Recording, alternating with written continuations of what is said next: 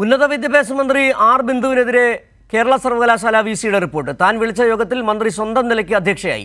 ചട്ടലംഘനമാണെന്ന് പറഞ്ഞെങ്കിലും മന്ത്രി കൂട്ടാക്കിയില്ലെന്നും റിപ്പോർട്ടിൽ പറഞ്ഞു. വിവരങ്ങളുമായി ഷീജ തിരുവനന്തപുരത്ത് നിന്ന് ചേരുന്നു. ഷീജ, കഴിഞ്ഞ ദിവസം ഏറെ വിവാദമായ ഒരു സെനറ്റ് യോഗമായിരുന്നു. കാരണം UGC റെഗുലേഷനിൽ പോലും പറയാത്ത തരത്തിൽ ഒരു അജണ്ട സെറ്റ് ചെയ്തുകൊണ്ട് സെർച്ച് കമ്മിറ്റിയിലേക്ക് ആളിനെ തിരഞ്ഞെടുക്കണമെന്ന് ചാൻസലർ നിർദ്ദേശിക്കുന്നു.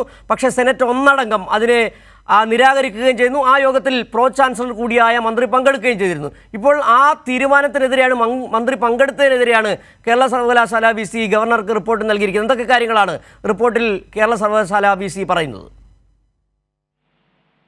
തീർച്ചയായും സിജു, ക്ഷമിക്കണം.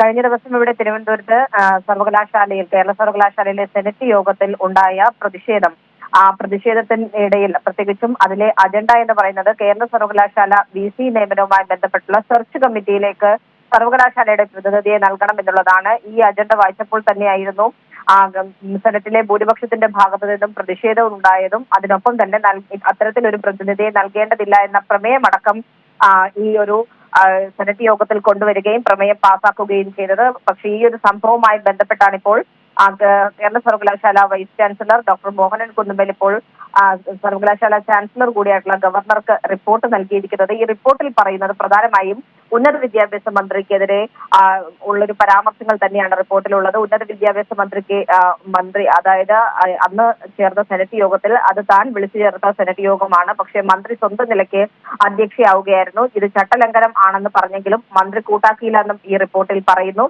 ചാൻസലറുടെ അസാന്നിധ്യത്തിൽ അധ്യക്ഷയാകാം എന്നുള്ളതാണ് മന്ത്രി അതിന് മറുപടിയായി പറഞ്ഞത്. സെനറ്റ് പാസാക്കി എന്ന് പറയുന്ന പ്രമേയം അത് അജണ്ടയിൽ ഇല്ലാത്തതാണെന്നും ഈ റിപ്പോർട്ടിൽ പറയുന്നുണ്ട്. ഒപ്പം തന്നെ യോഗത്തിൽ ഉയർന്നു വന്ന പേരുകളും റിപ്പോർട്ടിൽ VC ഉൾപ്പെടുത്തിയിട്ടുണ്ട്. പക്ഷേ ഇതിൽ എടുത്തു പറയേണ്ടത്, ഇത്തരത്തിൽ യോഗത്തിൽ ആരും തന്നെ ഒരംഗവും ആരുടെയും പേര് പ്രത്യേകമായി എടുത്തു പറഞ്ഞിരുന്നില്ല. അവർ യോഗത്തിന് ശേഷം VCക്ക് നൽകുകയായിരുന്നു. പക്ഷെ ആ പേരുകൾ കൂടി ഉൾപ്പെടുത്തിയാണ് ഇപ്പോൾ VC ചാൻസലർക്ക് റിപ്പോർട്ട് നൽകിയിരിക്കുന്നത്.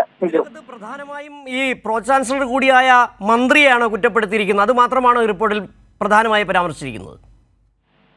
തീർച്ചയായും പ്രോ ചാൻസലറായ മന്ത്രിക്ക് ഈ യോഗത്തിൽ അധ്യക്ഷത വഹിക്കാൻ അർഹതയില്ല എന്നുള്ളത് ചൂണ്ടിക്കാട്ടി തന്നെയാണ് ഈ ഒരു റിപ്പോർട്ട് തയ്യാറാക്കിയിരിക്കുന്നതും VC ഇത് ചാൻസലർക്ക് നൽകിയിരിക്കുന്നതും. പക്ഷേ ഇതിൽ കൃത്യമായ രീതിയിൽ സർവകലാശാല ചട്ടങ്ങൾ പറയുന്നുണ്ട്. ചാൻസലർ ഇല്ലാത്ത പക്ഷം പ്രോ ചാൻസലർക്ക് ഈ സെനറ്റിന്റെ അധ്യക്ഷ ആകാം എന്നുള്ളത് പറയുന്നുണ്ട്. പക്ഷേ ഇതുമായി ബന്ധപ്പെട്ട് താനാണ് യോഗം വിളിച്ചത്, മന്ത്രിയല്ല യോഗം വിളിച്ചത്. അതുകൊണ്ട് മന്ത്രിയുടെ സ്വന്തം നിലയ്ക്ക് അധ്യക്ഷയായത് ശരിയായ നടപടി ആയിരുന്നില്ല എന്നുള്ളത് ഷീജയാണ് തിരുവനന്തപുരത്ത് നിന്ന് വിവരങ്ങൾ നൽകിയത്. കേരള സർവകലാശാല സെനറ്റ് യോഗത്തിൽ പ്രോ ചാൻസലറായ മന്ത്രി പങ്കെടുത്തത് ചട്ടലംഘനമെന്ന് ചൂണ്ടിക്കാട്ടി VC ചാൻസലർക്ക് റിപ്പോർട്ട് നൽകിയിരിക്കുന്ന വിവരങ്ങളാണ് ഷീജ തിരുവനന്തപുരത്ത് നൽകിയത്.